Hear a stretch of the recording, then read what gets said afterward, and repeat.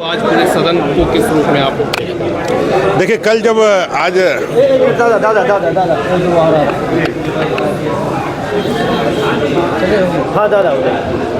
आज महामहिम राज्यपाल के द्वारा कल जो सरकार के गुणगान के लिए अभिभाषण हुआ था, उसके समर्थन में धन्यवाद प्रस्ताव सत्ता पक्ष ने लाया था, जेएमएम ने लाया था और उस पर चर्चा थी। मेरा कहना है कि कल जिस तरह से पहली बार पूरे देश के इतिहास में सरकार ने अपने कार्य का ही विरोध किया है, अपने झूठे, चूँकि देखिए स्वाभाविक भी है क्योंकि वो जो पढ़ा रहे थे वो जानते हैं, हकीकत जानते हैं कि वो तो उन्होंने किया नहीं था, इसलिए उसके प्रति कोई मोह या कोई माया या कोई उसके प्रति जो है कोई समर्पण का भाव तो था नहीं,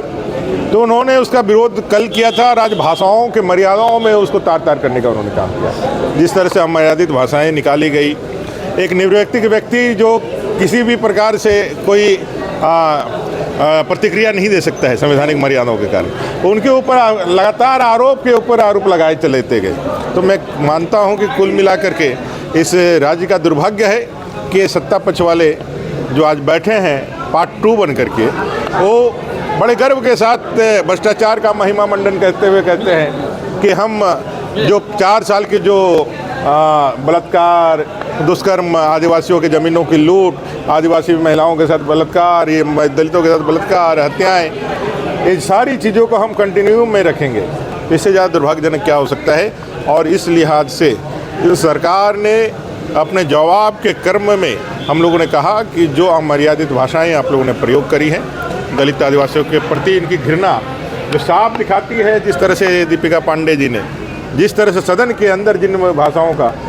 प्रयोग किया, उनकी सामंतवादी मानसिकता का, दीपिका पांडे जी का उस मानसिकता का, कांग्रेस की उस मानसिकता का प्रदर्शन करता है। और हम लोगों ने कहा कि उनको माफ़ी मांगना चाहिए। कांग्रेस ने कभी भी आदिवासी दलितों को सम्मान नहीं दिया है। आज खूंटी में युवराज रात में रहे थे, धरती आबा बिरसा मुंडा जी के जन्म जयंती को सलाम करते हुए उनको अभिनंदन करते हैं। उलीहातू के पावन धरती पर पहली बार देश के प्रधानमंत्री आज़ादी के 76 सालों के बाद जाते हैं और वहाँ के माटी का तिलक लगा करके देश को विकसित भारत के संकल्प लेते हैं और 2047 तक विकसित भारत बनाने का अभियान चालू करते हैं। कभी कांग्रेस के इतने प्रधानमंत्री वहाँ गए नहीं, और जब युवराज वहाँ पहुँचे तो पहले उन्होंने कहा कि हम वहाँ जाएंगे, लेकिन वहाँ गए नहीं। उन्होंने अपने ही वैनिटी में उनको बुलाया, उनके परिवारों को बुलाया। ये वे लोग हैं जो लाट बहादुर और राय साहब के लोग हैं, जो आदिवासी दलितों को ये समझते हैं कि वो आए और आकर के उनके घरों में उनके दरबार का शोभा बढ़ाए और उनका फ़ोटो खिंचा करके वो दलित और आदिवासी प्रेम का ढोंग कसने का काम।